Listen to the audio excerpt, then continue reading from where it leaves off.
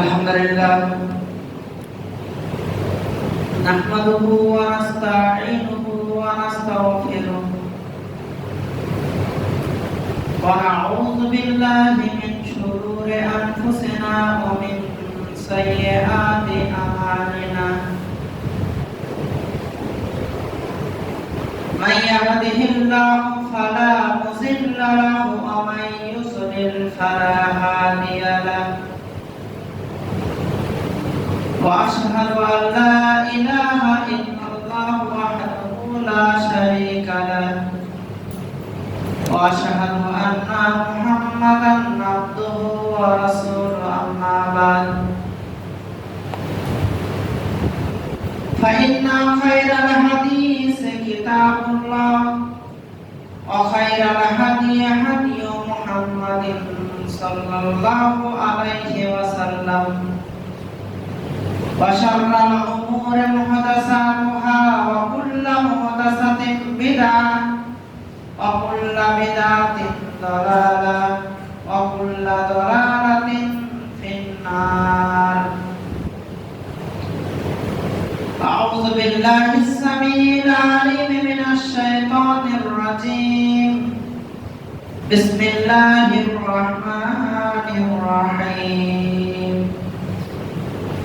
قاف والقرآن المجيد بل عجبوا أن جاءهم منذر منهم فقال الكافرون هذا شيء عظيم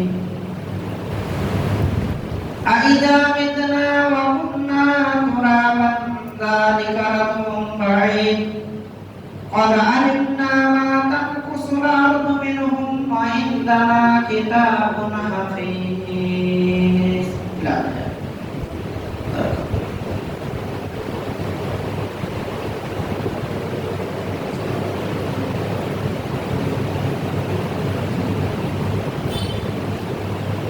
إن الحمد لله نحمده ونصلي على رسوله الكريم أما بعد فأعوذ بالله من الشيطان الرجيم بسم الله الرحمن الرحيم إنا نحن نزلنا الذكر وإنا له لحافظون. وقال الله تعالى في مقام آخر وما ينطق عن الهوى إن هو إلا وحي يوحى.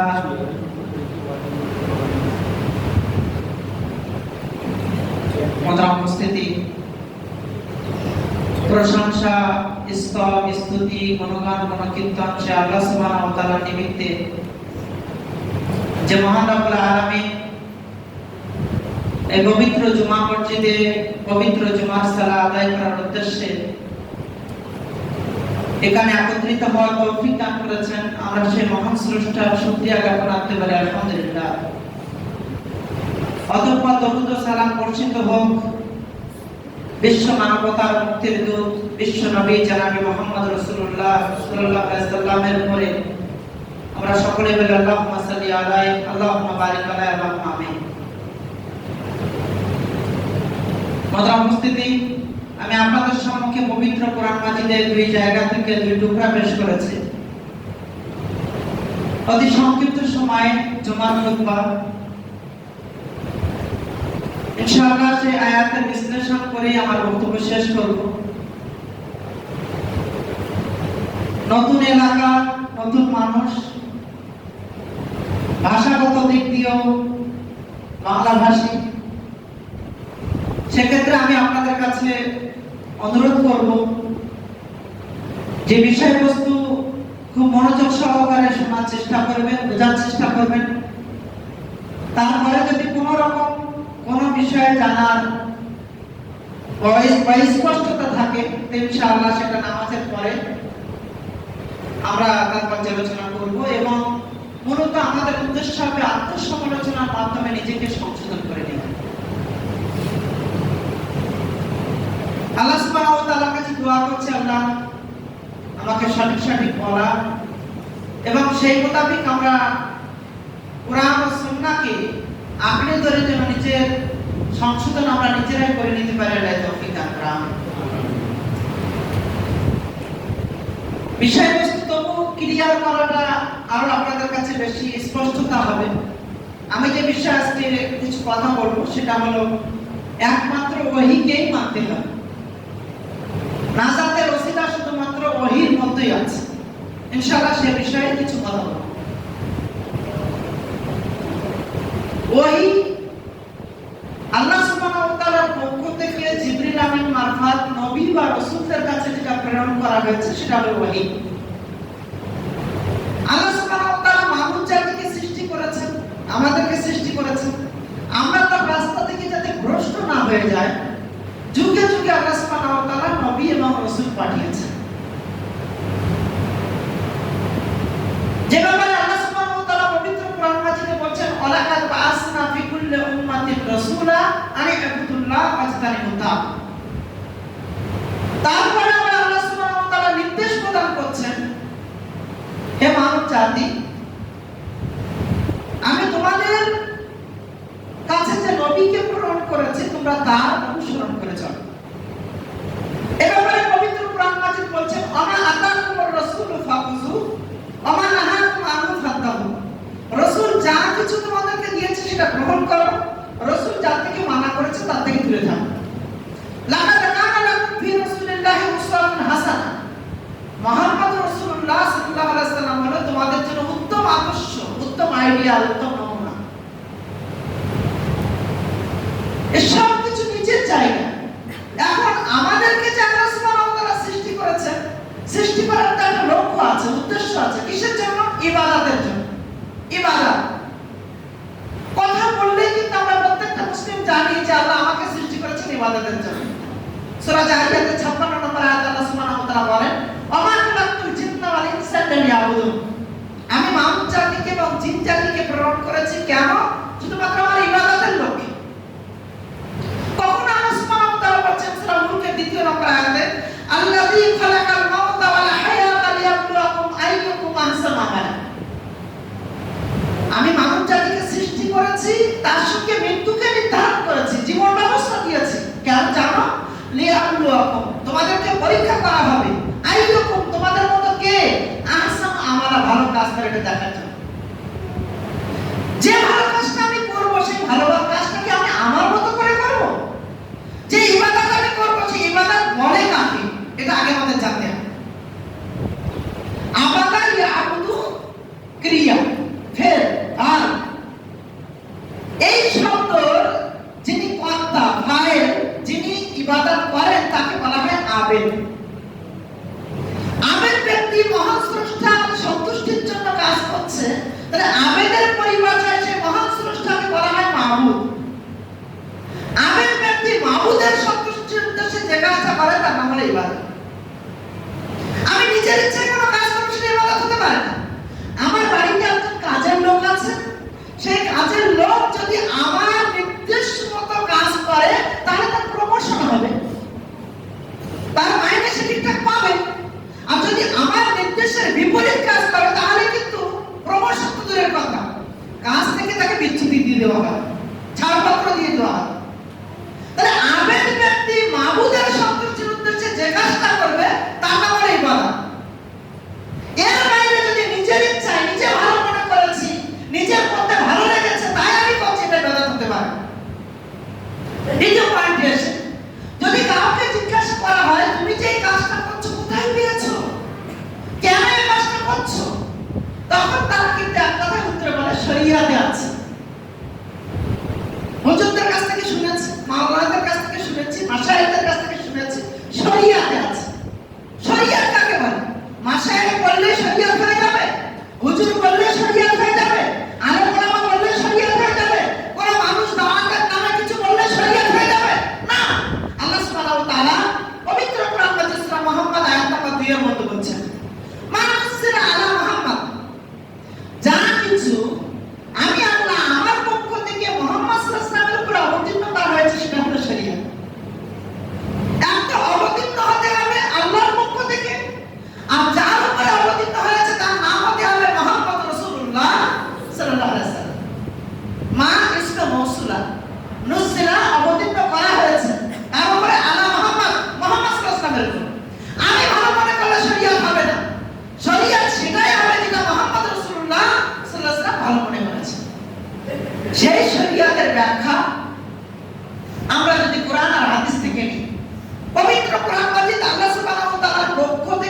তার বান্দাদের উপরে উপহার, অবতীর্ণকৃত আসমানি কিতাব, নির্ভেজাল আসমানি কিতাব, যার মধ্যে কোনো সন্দেহ নেই। আল্লাহ নিজেই বলছেন যালিকাল কিতাবু লা রাইবা ফিহি হুদাল লিল মুত্তাকিন। যালিকা বামানা হাযা, যালিকা কোন দুনিয়ার বস্তুকে বোঝায় দেখ, কিন্তু এখানে যালিকা বামানা হাযা, দিস যালিকাল কিতাব, এই যে বইটি, লা রাইবা ফিহি, যার মধ্যে কোনো সন্দেহের অবকাশ নেই, কেন অবতীর্ণ করা হয়েছে? হুদাল লিল মুত্তাকিন, মুত্তাকিদের হিদায়াতের জন্য। তখন আল্লাহ সুবহানাহু ওয়া তাআলা বলছেন এই যে ওহী অবতীর্ণ করা হয়েছে কেন? মিনাস সুলুমাতি ইলান নূর, মানুষদেরকে অন্ধকার থেকে আলোতে নিয়ে আসার জন্য।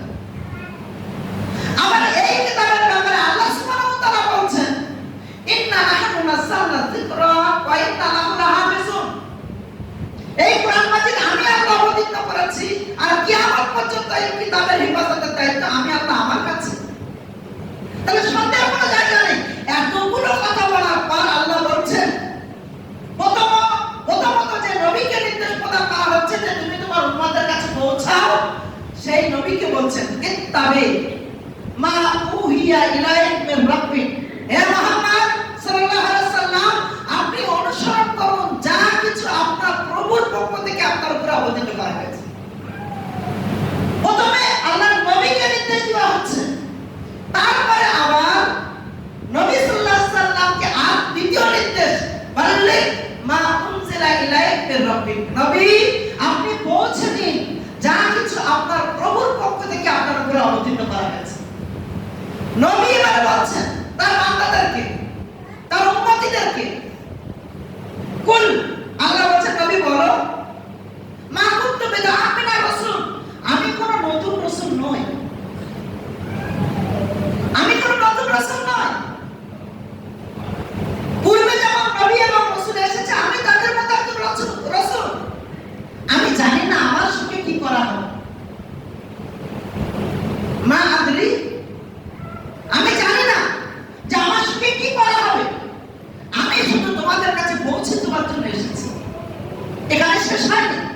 আল্লাহ সুবহানাহু ওয়া তাআলা বলছেন যে নবী তোমাদের কাছে পৌঁছেছে, সেই নবীর ব্যাপারে নির্দেশনা এটাই, বাল্লিগ মা উনজিলা ইলাইক মির রাব্বিক, হে নবী আপনার উপরে যা কিছু অবতীর্ণ করা হয়েছে আপনি পৌঁছে দিন।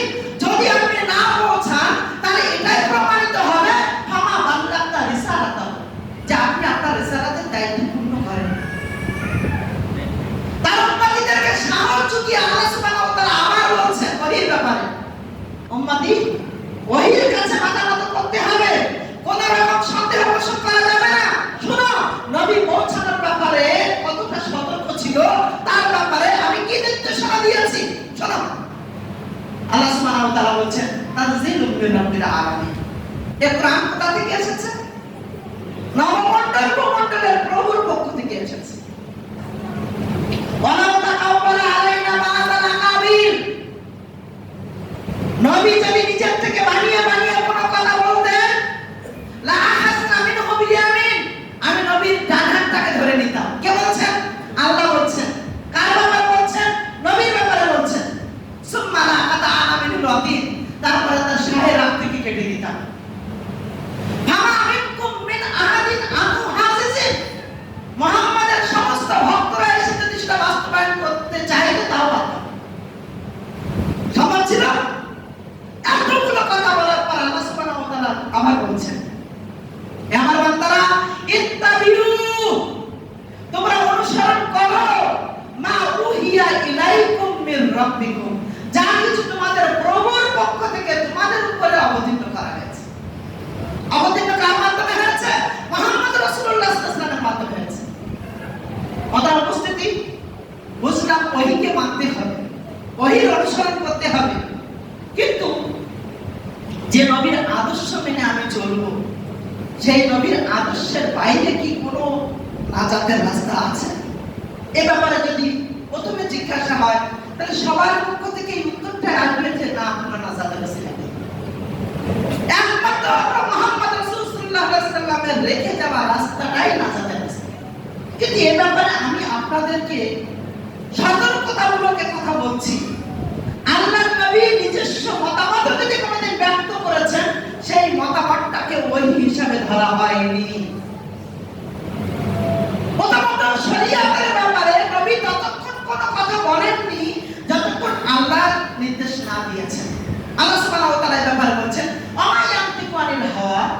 ইয়াকুতুবা ইল্লা ওয়াহয়ুন ইউহা। নবী সাল্লাল্লাহু আলাইহি ওয়াসাল্লাম ততক্ষণ পর্যন্ত কোনো কথা বলেননি যতক্ষণ না আল্লাহ সুবহানাহু ওয়া তাআলা তার উপরে ওহী করেছেন।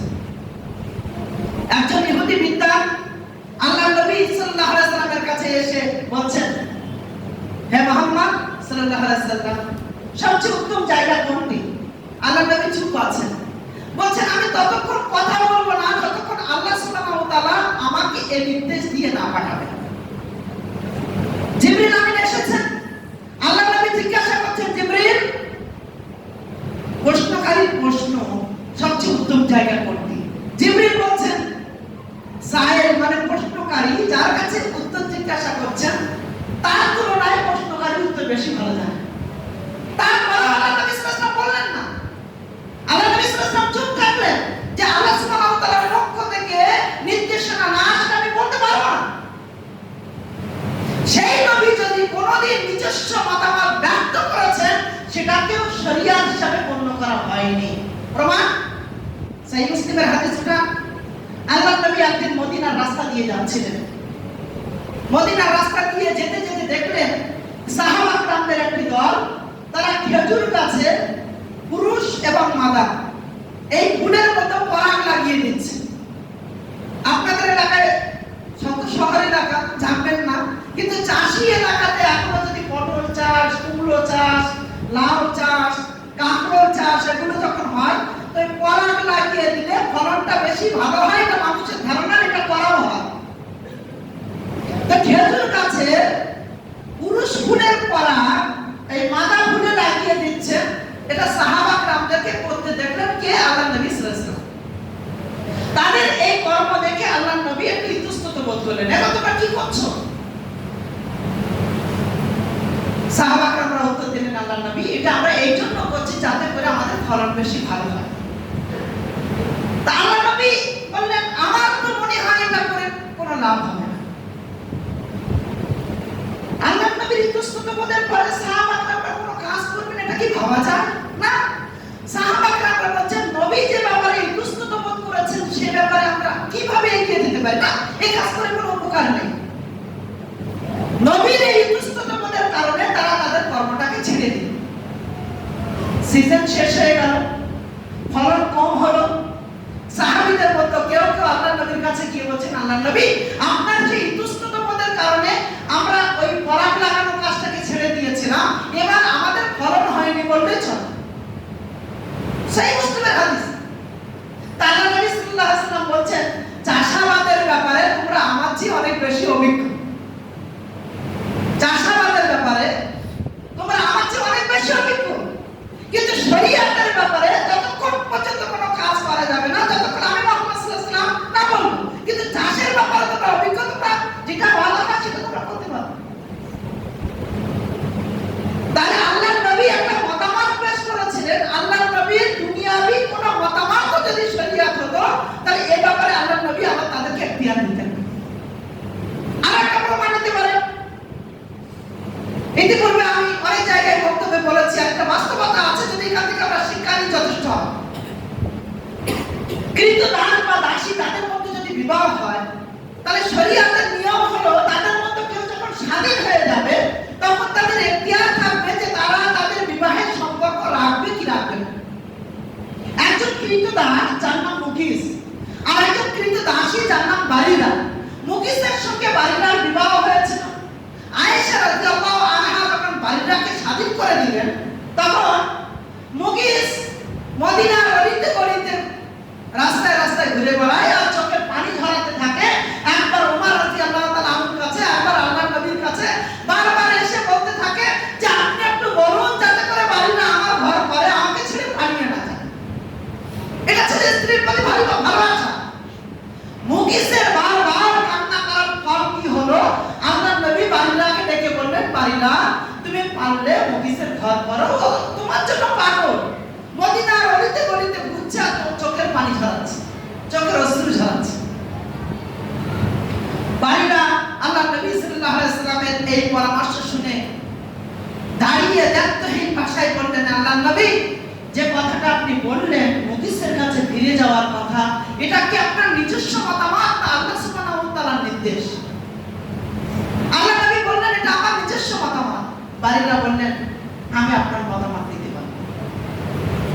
একজন সাহাবিয়া দুনিয়াতে নবীর কথার বিরুদ্ধাচরণ করবে, সে সাকসেস হবে না, আপনি বলতে পারেন? আল্লাহ নবী সাল্লাল্লাহু আলাইহি ওয়াসাল্লাম উহুদের প্রান্তরে বললেন 50 জন বীর সৈনিককে যে তোমরা এখানেই দাঁড়িয়ে থাকবে, আমরা জয়ী হলে এখানে দাঁড়াবে, আমরা বিজয়ী হলে তোমরা এখানেই দাঁড়িয়ে শহীদ হবে, কিন্তু এখান থেকে সরবে না। আল্লাহ নবীর ক্ষণক্ষণের জন্য ভুল বুঝে সাহাবাকে আমরা সেখান থেকে সরে যাওয়ার ফলাফলটা কি হয়েছে? 70 জন সাহাবী শহীদ হয়েছে। তাই নবী সাল্লাল্লাহু আলাইহি ওয়াসাল্লামের নিজস্ব মতামত শরীয়ত মেনে যদি বাড়িটা তার বিরুদ্ধাচার করতো, তাহলে সেটা স্পষ্টতা যে সাজাটা সেটা প্রমাণিত হতো। কথার উপস্থিতি, আমি যেটা বলতে চাইছি সেটা হলো এই যে জনাবে মুহাম্মদ রাসূলুল্লাহ সাল্লাল্লাহু আলাইহি ওয়াসাল্লামের পদাঙ্ক অনুসরণ একমাত্র নাজাতের ওসিলা। ওহীর অনুসরণ একমাত্র নাজাতের ওসিলা। ওহীর বাইরে কোনো কাজ আমরা করতে পারবো না। তো যদি জনাবে মুহাম্মদ রাসূলুল্লাহ সাল্লাল্লাহু আলাইহি ওয়াসাল্লামের নিজস্ব মতামতকে ওহী হিসাবে বিবেচিত না হয়, তাহলে দুনিয়ার আমার মতো আরেকজন হুজুরের মতো মানুষ তাদের দ্বারাই ভুল হতে পারে। সেটাকে অন্ধের মতো মেনে নিয়ে ওহী হিসাবে যেন সেটা সাব্যস্ত না করি, সর্বশেষ মৃত্যুর পরে যেন শুধু খালি খালি না দেখি, এটাই আমি বোঝাতে চাইছি।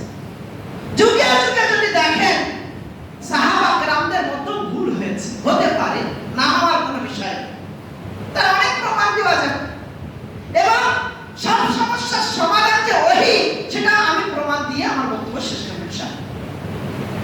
আল্লাহ নবী দুনিয়া থেকে বিদায় নিলেন, সাথে সাথে 4টি ফিতনা ওখানে এসে উপস্থিত। 4টি ফিতনা, এমন ফিতনা যে নবীর মৃত্যুর পরে সেই ফিতনা দূরীকরণ করা প্রত্যেকের জন্য কষ্টকর হয়ে গেল।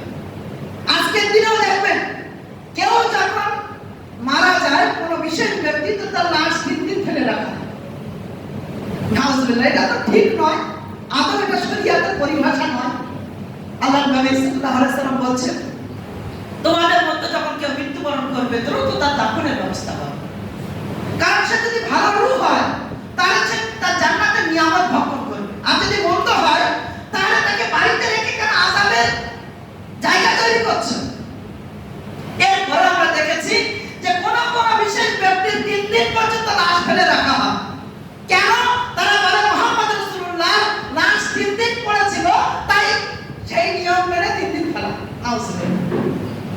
কিন্তু আল্লাহ নবীর লাশ 1 দিন চলে গেল, 2 দিন অতিবাহিত হয়ে গেল, 3য় দিন পর্যন্ত সমাধান হচ্ছে না। কারণ কি ছিল? 4টে ফিতনা সামনে এসে ওকে হলো। নাম্বার 1, আল্লাহ নবী সাল্লাল্লাহু আলাইহি ওয়াসাল্লামের যখন মৃত্যু হলো, এমন পরিস্থিতিতে ওমর রাদিয়াল্লাহু তাআলা আনহু খোলা তরবারি নিয়ে ঘুরছেন। কেউ যদি বলে মুহাম্মদ সাল্লাল্লাহু আলাইহি ওয়াসাল্লামের মৃত্যু হয়েছে, তাহলে আমার তরবারির আঘাত তার উপরে পড়বে। আবু বকর সিদ্দিক রাদিয়াল্লাহু তাআলা ওমরের ভাবমূর্তি দেখার পর চতুরতা অবলম্বন করে তাকে বোঝানোর চেষ্টা করলেন। দ্বিতীয় নম্বর ফিতনা কি হলো? মুহাম্মদ সাল্লাল্লাহু আলাইহি ওয়াসাল্লামের পরে খেলাফতের আসনে কে বসবে? মুহাজিররা বলছে আমরা বেশি হকদার, আনসাররা বলছে আমরা বেশি হকদার, আওস বংশ বলছে আমরা বেশি হকদার, খাজরাজরা বলছে আমরা বেশি হকদার, কুরাইশরা বলছে আমরা বেশি হকদার, সবাই দাবি করছে যে আমরা বেশি হকদার, আমরা খলিফার আসনে বসব। এর আগে আরেকটা ফিতনা ছিল যে নবীর দাফন কোথায় করা হবে, প্রত্যেকেই দাবি করছে যে আমাদের কবরস্থানে দাফন করা হবে। আর চতুর্থ ফিতনা যেটা ছিল সেটা হলো ফাতেমা রাদিয়াল্লাহু আনহা আসলেন এবং আবু বকর সিদ্দিক রাদিয়াল্লাহু তাআলা আবুর কাছে বললেন যে আমার বাবার ওয়ারাসাতের মাল আমাকে বুঝে দিও। মাত্র উপস্থিতি, সেদিনের 4টে ফিতনা যদি কোরআন আর হাদিস থেকে তার সমাধান হয়ে থাকে, আজকের দিনে পৃথিবীতে কোনো এমন ফিতনা বিদ্যমান নেই যেটা কোরআন আর হাদিস থেকে সমাধান হবে। কোন একটা মাসলা আমার জানা নেই, এটা আমার অজ্ঞতা, কিন্তু আমি এই কথা মোটেও বলবো না যে কোরআন হাদিসে নেই। আমরা অনেকেই বলে থাকি এখন যে কোরআন হাদিসে সব মাসলা নেই, ভুল কথা। আল্লাহ সুবহানাহু ওয়া তাআলা সূরা মাইদা 3 নম্বর আয়াতে বলেন, আল-ইয়াউমা আকমালতু লাকুম দীনাকুম ওয়া আতমামতু আলাইকুম নি'মাতি ওয়া রাদিতু লাকুম ইসলাম দীনা। আজকের দিনে আমি আল্লাহ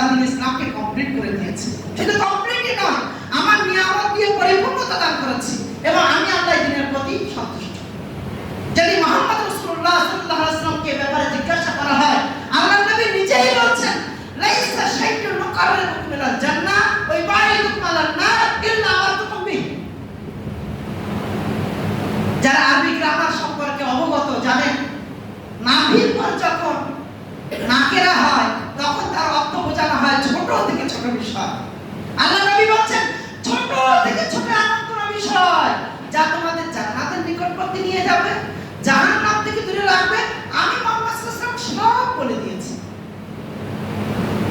আল্লাহ নবী বলছেন সব বলে দিয়েছি, তারপরেও কি আর কিছু বাকি থাকে? তারপরে কিছু বাকি আছে বলে আপনি মনে করবেন? না। হ্যাঁ, কোন মাসলা আমি জানি না, এটা আমার অজ্ঞতা, কিন্তু কোরআন হাদিসে নেই এই কথা বলাটা আরো বড় অজ্ঞতা। এটা হলো কোরআন হাদিসের উপর অপবাদ, ওহীর উপর অপবাদ। আল্লাহ সুবহানাহু ওয়া তাআলা পবিত্র কোরআন মাজিদে আরো স্পষ্ট করেছেন। কি বলছেন? তিবিয়ানাল লিকুল্লি শাই।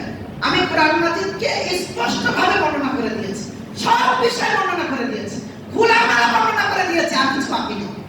আমাদের উপস্থিতি, আল্লাহ নবী সাল্লাল্লাহু আলাইহি ওয়াসাল্লামের মৃত্যুর পরে চারটি ফিতনার সমাধান কিভাবে হলো আসুন সেখানে যাই। হযরত ওমর রাদিয়াল্লাহু তাআলা আনহু ভাবমূর্তি দেখে আবু বকর সিদ্দিক এটা বুঝে নিলেন, আমি যদি এখন বলি আল্লাহ নবীর মৃত্যু হয়েছে তাহলে ওমরের তরবারি আমার উপরে পড়বে। আবু বকর সিদ্দিক চতুরতা অবলম্বন করে আল্লাহ নবীর লাশের কাছে চলে গেলেন। লাশের কাছে গিয়ে কাপড়টা কপালের উপর থেকে সরিয়ে কপালে একটা চুম্বন করলেন। চুম্বন করে সোজা মিম্বারে চলে আসলেন। সাহাবাদের উদ্দেশ্যে বক্তব্য রাখছেন। হাত ছাড়ার পরে বলছেন আমা মুহাম্মাদুন ইল্লা রাসূল কদ খালাত মিন ক্বাবলিহি রাসূল। মুহাম্মদ আল্লাহ রাসূল ব্যতীত কেউ না, ইতিপূর্বে অনেক রাসূলরা অতিবাহিত হয়ে গিয়েছেন, তিনি যদি মারা যান বা পূর্বের রাসূলদের মতো তাকে যদি হত্যা করে দেওয়া হয় তাহলে কি তোমরা তোমাদের দিন থেকে ফিরে যাবে? শোনো, যারা আল্লাহ সুবহানাহু ওয়া তাআলার ইবাদত করতে তারা শোনো যে আল্লাহ সুবহানাহু ওয়া তাআলা হাইয়ুন, তিনি জীবিত। কুল্লু মান আলাইহা ফান ওয়া ইয়াবকা ওয়াজহু রাব্বিকা যুল জালালি ওয়াল ইকরাম। সব কিছু ধ্বংস হয়ে যাবে, শুধু আল্লাহ সুবহানাহু ওয়া তাআলা জীবিত থাকবে। আর যারা মুহাম্মাদের পূজা করতে সাল্লাল্লাহু আলাইহি ওয়াসাল্লাম, তারা শোনো মুহাম্মদ কাদ মা, মুহাম্মাদের মৃত্যু হয়ে গেছে। এই কথা বলা মাত্রই হযরত ওমর রাদিয়াল্লাহু তাআলা আনহুর হাত থেকে তরবারি পড়ে গেল। বলেন এই সমস্যার সমাধান কিভাবে হলো? পবিত্র কোরআন মাজিদের আয়াত দিয়ে, ওহী দিয়ে। আপনি কি বলবেন যে হযরত ওমর রাদিয়াল্লাহু তাআলা এটা জানতেন না? আপনি কি বলবেন আবু বকরের উপরে আয়াত অবতীর্ণ হয়েছিল? নাউযুবিল্লাহ, না, একবার নয়। ওমর রাদিয়াল্লাহু তাআলা আল্লাহর নবীর ভালোবাসায় এই কথাটা ভুলে বসেছে। ঠিক তারপর দ্বিতীয় সমস্যা, আল্লাহর নবীর দাফন কোথায় হবে? সব তত্ত্বরা বলছে আমাদের কবরস্থানে হবে, আমাদের কবরস্থানে হবে। সমাধান হয় না। সর্বশেষ আল্লাহর নবী সাল্লাল্লাহু আলাইহি ওয়াসাল্লামের দাফনের ব্যাপারে যখন আবু বকর সিদ্দিক রাদিয়াল্লাহু তাআলা আনহুকে জিজ্ঞাসা করা হলো, তখন আবু বকর সিদ্দিক রাদিয়াল্লাহু তাআলা আনহু উত্তর দিয়ে বললেন, আমি আল্লাহর নবীকে বলতে শুনেছি নবীদের যেখানে মৃত্যু হয় তার দাফন সেখানেই হয়। কার কাছ থেকে শুনেছি? নবীর কাছ থেকে। ওহী মান কিনা আলিন নবী সাল্লাল্লাহু আলাইহি ওয়াসাল্লাম মিন কাউলিন আও ফিলিন আও তাকরির। দ্বিতীয় সমস্যার সমাধান, খিলাফত কে হবে? খিলাফতের দায়িত্ব সবাই সেই হকদার, সবাই বলছে আমরা বেশি হকদার। যখন আবু বকর সিদ্দিক রাদিয়াল্লাহু তাআলা আনহুকে জিজ্ঞাসা করা হলো, আবু বকর বললেন নবী বলেছেন আইম্মাতু মিন কুরাইশ। খলিফা কোন গোত্র থেকে হবে? কুরাইশ থেকে হবে। এই কথা বলা মাত্রই কারণ বুঝার অবকাশ থাকলো না যে সবচেয়ে বেশি এই ব্যাপারে যোগ্য আবু বকর সিদ্দিক, যে দুনিয়াতে বেঁচে থাকতে যাকে ইমামতির দায়িত্ব পাঠানো হয়েছে, যে সর্বদা নবীর সাথী হিসাবে ছিল, যাকে হিজরতে নবী সাল্লাল্লাহু আলাইহি ওয়াসাল্লামের সঙ্গী হিসেবে দেখা গিয়েছিল, তার চেয়ে বেশি হকদার কুরাইশ বংশের কেউ হতে পারে না। যখন নবীর ভাষা অনুযায়ী ওহীর মাধ্যমে, ওহী গায়ের মাধ্যমের মাধ্যমে জেনে গেলাম যে কুরাইশ থেকে খলিফা হবে, তখন স্পষ্ট হয়ে গেল ঝগড়ার মীমাংসা হয়ে গেল। কিভাবে মীমাংসা হলো? ওহীর মাধ্যমে হলো না। চতুর্থ নম্বর ফিতনা, ফাতেমা রাদিয়াল্লাহু আনহা এসেছেন ওয়ারাসাতের মাল নিতে। আবু বকর সিদ্দিক রাদিয়াল্লাহু তাআলা আনহু বলছেন, ফাতেমা আমি তো ওয়ারাসাত তোমাকে দিতে পারবো না। লা ইয়ারাসু দিরহামান ওয়ালা দিনারা। আল্লাহ রাসূল ওয়ারিস হিসাবে দিরহাম বা দিনার কিছু রেখে যাননি, কারোর জন্য রেখে যাননি, এমনকি তার পরিবারের জন্য রেখে যাননি। একমাত্র ইলমকে তিনি ওয়ারাসাত হিসাবে রেখে গিয়েছেন। আর উলামা ওয়ারাসাতুল আম্বিয়া, যে ইলমের উত্তরাধিকার হলো উলামা کرام, আর আমি তা দিতে পারবো না। ফাতেমা রাদিয়াল্লাহু আনহা কিছুদিনের জন্য রাগ করে চলে গেল। পরবর্তীতে তার ভুল বুঝতে পেরে আবু বকর সিদ্দিক রাদিয়াল্লাহু তাআলা আমার কাছে ক্ষমা চেয়েছেন। আমার এটাই বলা যে কিভাবে সমাধানটা হয়েছে।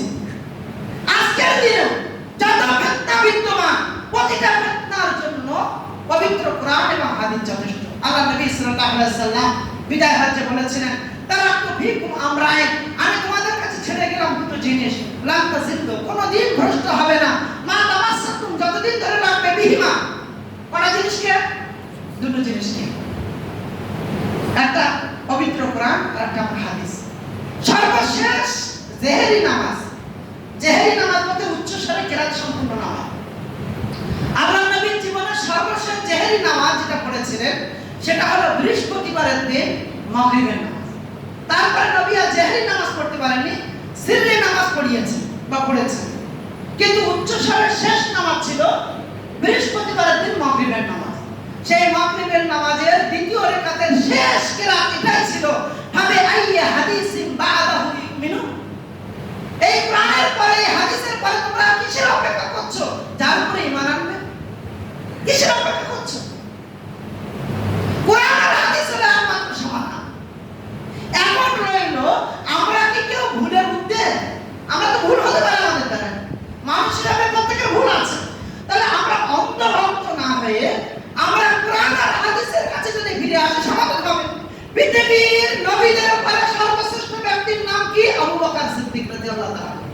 আবু বকর সিদ্দিক রাদিয়াল্লাহু তাআলা খিলাফতকালে একজন দাদিমা এসে বলছেন, আবু বকর, আমার ওয়ারাসাতের ভাগটা তুমি বুঝে দাও। আবু বকর সিদ্দিক উত্তর দিয়ে বলছেন যে দাদিদের ওয়ারাসাতের কোনো ভাগ শরিয়াতে মওজুদ নেই, শরিয়াতে নেই। দাদি নিরাশ হয়ে ফিরে যাচ্ছেন। আবু বকর সিদ্দিক রাদিয়াল্লাহু তাআলা আনহুর মনে একটু খটকা লাগলো। তিনি অন্য সাহাবীদেরকে জিজ্ঞাসা করলেন যে তোমরা কি এই বিষয়ে কিছু জানো, নবী থেকে কিছু শুনেছো? তখন মুগীরা বিন শুবা রাদিয়াল্লাহু আনহু উত্তর দিয়ে বলছেন, আমি আল্লাহর নবীকে বলতে শুনেছি যে দাদিদের ওয়ারাসাতের মালের 6/1 পাও। আবু বকর সিদ্দিক রাদিয়াল্লাহু তাআলা আনহু দৌড়াতে দৌড়াতে সেই দাদিকে ডেকে এনে তার ওয়ারাসাত বুঝিয়ে দিলেন। তাহলে আবু বকর সিদ্দিক প্রথম যে দাদির ওয়ারাসাত না দিয়ে ফেরত পাঠিয়েছিলেন, এই মসলা তিনি জানতেন না। তার মানে কি আপনি তার ব্যাপারে কিছু মন্তব্য করবেন? শরিয়াতের কোন বিষয় না জানা থাকতে পারে, শরিয়াতের কোন বিষয়ে আমাদের অজ্ঞতা থাকতে পারে। যুগে যুগে সাহাবাদের মধ্যে দেখা গিয়েছে, হযরত উমর রাদিয়াল্লাহু তাআলা খিলাফতকালে দেখা গিয়েছে একটা পাগলি জিনা করে বসেছে, ব্যভিচার করেছে। তো বিবাহের পরে ব্যভিচারের শাস্তি কি? কোমর পর্যন্ত পুঁতে তাকে হত্যা করতে হবে।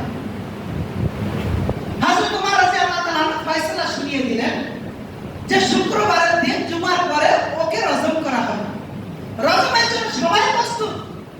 আলী রাদিয়াল্লাহু তাআলা সেখান দিয়ে আসছিলেন, হঠাৎ দেখলেন যে এক বিরাট ব্যবস্থাপনা। কি ব্যাপার?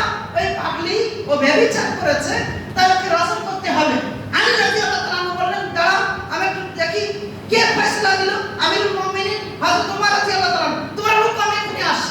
আলী রাদিয়াল্লাহু তাআলা উমর রাদিয়াল্লাহু তাআলার কাছে গেলেন, গিয়ে বললেন, আপনি কি শুনেননি আল্লাহ রাসূল সাল্লাল্লাহু আলাইহি ওয়াসাল্লাম বলেছেন 3টে মানুষের উপর থেকে বিচার তুলে নেওয়া হয়েছে। নাম্বার 1, যিনি ঘুমিয়ে থাকেন, ঘুমন্ত অবস্থায় তার কোনো ফয়সালা নেই, ঘুমিয়ে গিয়েছে মানে যখন উঠবে তখন তার নামাজ, তার আগে নয়। কোন মানুষ বেহুশ হয়েছে, পাগল হয়েছে, তার কোনো ফয়সালা নেই। আর ছোট বাচ্চাদের উপরে ফয়সালা নেই। এই কথা বলার পর ওমর রাদিয়াল্লাহু তাআলাকে আলী রাদিয়াল্লাহু তাআলা জিজ্ঞাসা করছেন, এখন আপনি ফয়সালা কি করবেন? তাকে কি রজম করবেন? বলেন না, রুকো। দৌড়াতে দৌড়াতে হযরত ওমর রাদিয়াল্লাহু তাআলা গেলেন এবং দম্পের দিতে দিতে বললেন, আমি আমার ভুল সংশোধন করে নিয়েছি, ওকে ছেড়ে দাও। ফয়সালা কিভাবে হলো? সমাধান কিভাবে হলো?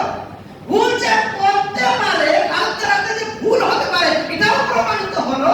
আর অন্যদিকে ওই পাগলি বেঁচে গেল ওহির কারণে, ওহির ফয়সালার কারণে।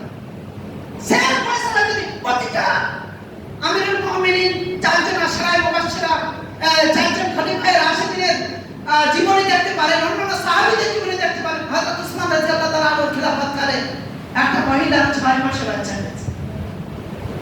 6 মাসে বাচ্চা হয়েছে, তার মানে ও বাচ্চা বৈধ নয়। কে ফয়সালা দিলেন? হযরত উসমান রাদিয়াল্লাহু তাআলা আনহু ফয়সালা দিলেন। বৈধ নয়, এখন কি করতে হবে? তার মানে ওকে শাস্তি দিতে হবে, শাস্তি দিতে হবে। এটা আলী রাদিয়াল্লাহু তাআলা যখন আমার গেলেন, তাকে কোরআনের আয়াত শোনালেন, ওয়া হামালাহু ফিসাল তার উঠানো এবং তার দুধ পান করানোর মতো 30 মাস পর্যন্ত সময়। তাহলে 6 মাস একটা বাচ্চা সে জন্মগ্রহণ করতে পারে, বাকি 24 মাস সে দুধ পান করাবে। এটা যখন কোরআনের আয়াত দ্বারা প্রমাণ করলেন, ওহী দ্বারা প্রমাণ করলেন, ওসমান রাদিয়াল্লাহু তাআলা নিজের ভুল বুঝতে পারলেন। আলী রাদিয়াল্লাহু তাআলা জানায় এই সেম বিষয়টা আমরা লক্ষ্য করতে পারি। আমি আমার বক্তব্যে যেটা বোঝাতে চাইছি সেটা হলো এই, একমাত্র ওহী এর মধ্যে রয়েছে সফলতা। ওহীর বাইরে যত রাস্তায় আমরা ইখতিয়ার করব না কেন, সেই রাস্তাটাই কোনো ভুল হতে পারে। আল্লাহ সুবহানাহু ওয়া তাআলা পবিত্র কোরআন মাজিদে বলছেন, ইয়া আইয়ুহাল্লাযীনা আমানু আতিউল্লাহ ওয়া আতিউর রাসূল ওয়া লা তুবতিলু আমালাকুম। তোমরা আল্লাহর আনুগত্য করো, আল্লাহর রাসূলের অনুসরণ করো। তোমরা আল্লাহর আনুগত্য ছেড়ে দিয়ে, রাসূলের অনুসরণকে ছেড়ে দিয়ে তোমরা তোমাদের আমলকে বরবাদ করো। তখন আল্লাহ সুবহানাহু ওয়া তাআলার নির্দেশ, ইয়া আইয়ুহাল্লাযীনা আমানু আতিউল্লাহ ওয়া আতিউর রাসূল ওয়া উলুল আমরি মিনকুম। আল্লাহর আনুগত্য করো, রাসূলের অনুসরণ করো, উলুল আমরকে মানো। এই উলুল আমরকে মানতে গিয়ে আমরা অনেক পথ বাহির করে নিয়েছি, কিন্তু প্রকৃত অর্থে যদি ব্যাখ্যা লাগে তাহলে আপনারা বুঝতে পারবেন উলুল আমর বলতে তার নিজস্ব মতামত মানা নয়। আল্লাহ সুবহানাহু ওয়া তাআলা নিজের নাম আল্লাহ শব্দ ব্যক্ত করার আগে বলেন আতিউল্লাহ। আতিউ শব্দের শাব্দিক অর্থ হলো আনুগত্য করা বা অনুসরণ করা। তাহলে আল্লাহ বলেন আতিউল্লাহ, আল্লাহর আনুগত্য করো। ওয়া আতিউর রাসূল, দ্বিতীয় স্টেপে গিয়ে রাসূলের নাম নেওয়ার আগে সেম শব্দ ব্যবহার করলেন আতিউ, রাসূলের অনুসরণ করো। কিন্তু যে শব্দ নিয়ে আমরা বিভিন্নভাবে আনন্দিত, উলুল আমর, এই উলুল আমর শব্দ ব্যক্ত করার আগে কিন্তু আতিউ শব্দ ব্যবহার করেননি।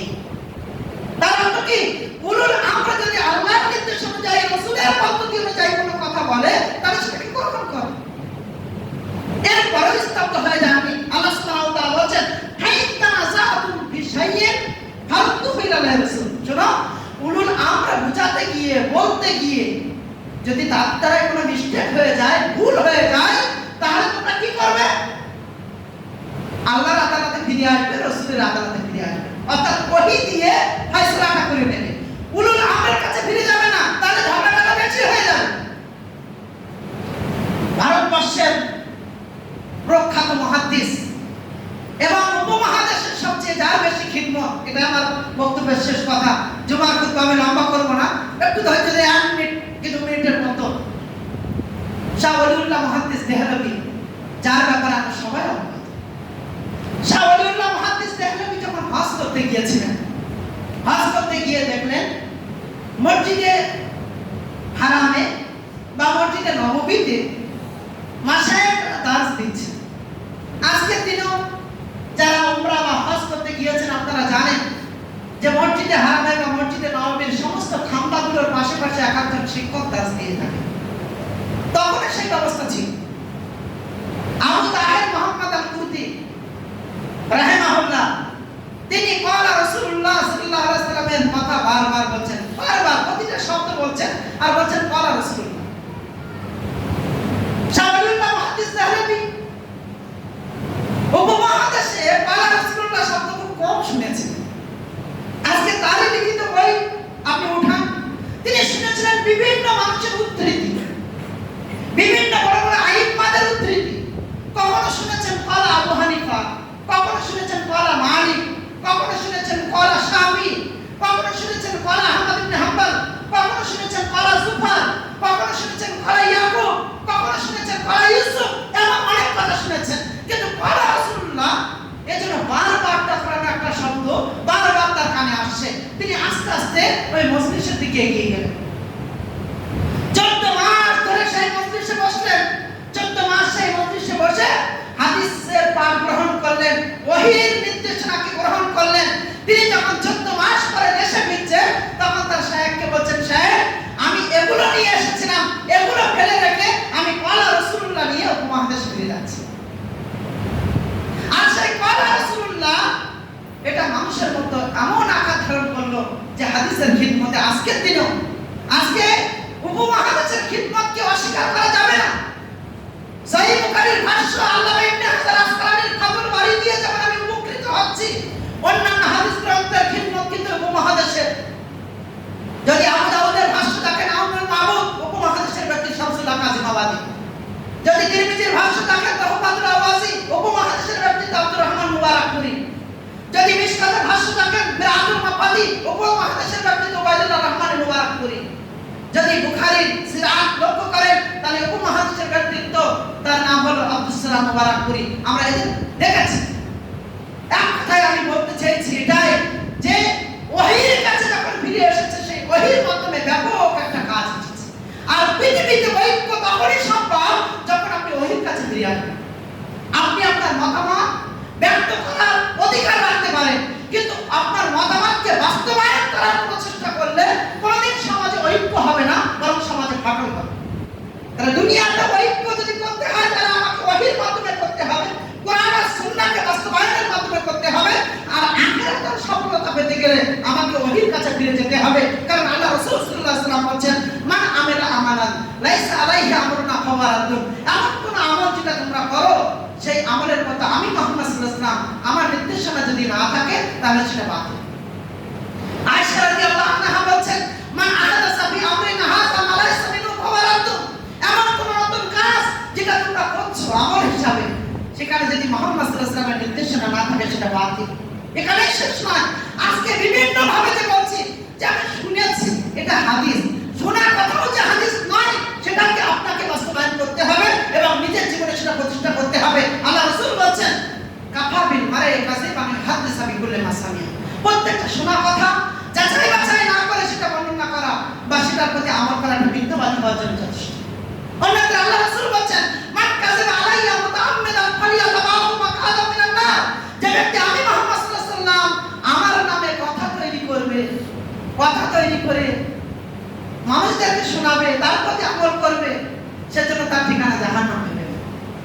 আল্লাহর নবীর নামে আপনি হাদিস তৈরি করবেন, আপনি তো মনে করছেন আপনি নেকি করছেন, কিন্তু ওহীর বিপরীত ভালো মনে করে নেকি মনে করাটা এটা কল্যাণ নয়, এটা অকল্যাণ। তাই তো আল্লাহ সুবহানাহু ওয়া তাআলা সূরা কাহফের 103 এবং 4 নম্বর আয়াতে বলেন যে আমি আল্লাহ কিয়ামতের দিন এমন কিছু আমলকারী যারা দুনিয়াতে মনে করেছে যে আমি অনেক নেকি করেছি, কিন্তু কিয়ামতের দিন তারা একটা নেকিও চোখে দেখতে পাবে না, আমি তাদের আমলকে বর্ণনা করব। সূরা ফুরকানের 23 নম্বর আয়াতে আল্লাহ সুবহানাহু ওয়া তাআলা সেম কথা বলেছেন, আমি আল্লাহ আমার বান্দাদের মধ্যে কিছু বান্দার আমলকে বর্ণনা করে দেব, তারপর তারা খুঁজলেও একটা নেকি চোখে দেখতে পাবে। সূরা গাশিয়ার আয়াত ইমাম সাহেব পড়ে থাকেন, আমালাতুন নাসিবা তাসলা নারান হামিয়া, অনেক আমলকারী ভীত সন্ত্রস্ত হবে, তাদের স্থান হবে জাহান্নাম। তারা তো আমলকারী, তারা তো বেআমল ছিল না, তারা তো বাআমল ছিল, তারা তো টিকিট কাটা মুসলমান ছিল না, তারা তো আমলকারী ছিল, তারপর তাদের স্থান জাহান্নাম হবে। কেন? কেন? সে নিজে ভালো মনে করেছে, ওই নিজে ভালো মনে করে কাজটা করেছে, কিন্তু আল্লাহ রাসূলের ভালো মনে করাকে সে ভালোভাবে মনে করেনি, সেটাকে গ্রহণ করে। তাই তো ইমাম বুখারী সহিহ বুখারীর একটা অধ্যায় রচনা করেছেন, আল ইলমু ক্বাবলা আল কওলি ওয়াল আমাল, কথা বলার আগে আমল করার আগে জ্ঞান অর্জন করা। কিসের জ্ঞান? ওহীর জ্ঞান, সত্যের জ্ঞান। আর সেই সত্যটা কোথা থেকে আসবে?